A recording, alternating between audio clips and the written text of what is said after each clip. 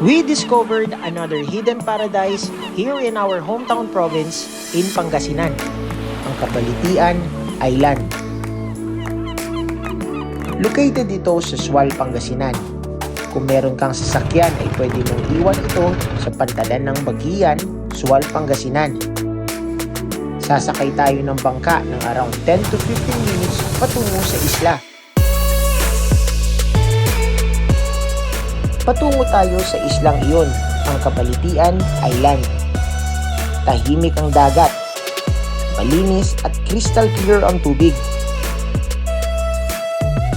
Talagang mamamangha ka sa ganda ng Pangasinan. We stayed at Emoruo, o kaya kung babalik ka rin naman, ay our home. You can check their FB page for updated rates.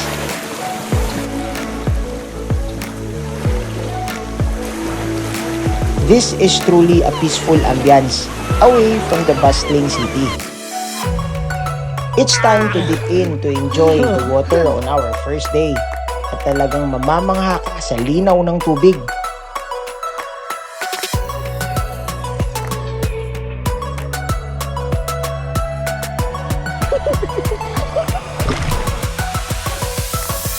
Sepi, nakita.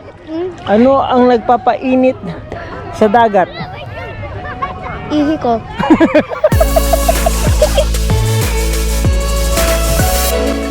You can also enjoy the perfect sunset here in the island. On our second day, a perfect sunrise ang sumalubong sa amin.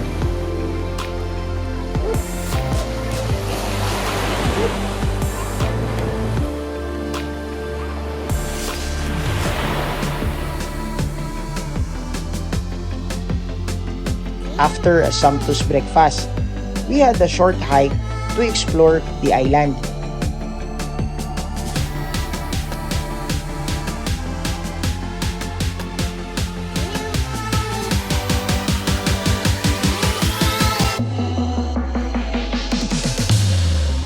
Mamamangha ka sa mga rock formations dito at small lagoons na pwedeng paliguan.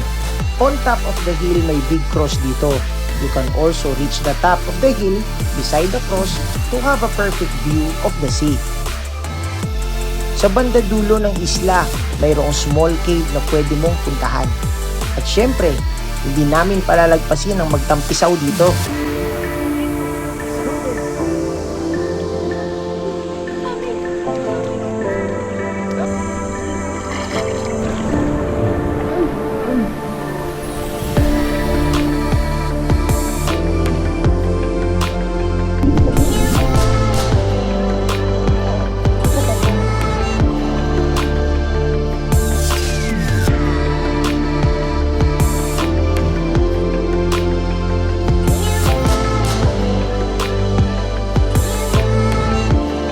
It's our last day, kaya we are heading back to enjoy the beach.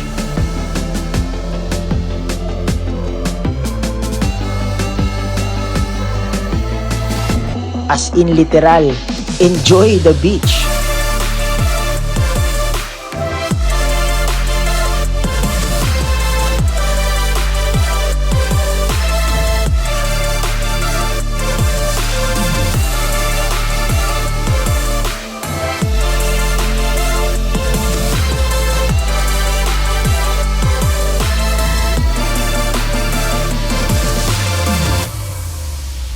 It's time to prep up and go home. Sige po, ate. Okay, sige, bye-bye. We only stayed here for 2 days and we wish to stay here long to explore the island even more. In life, it's not where you go. It's who you travel with. Until next time and until our next vlog.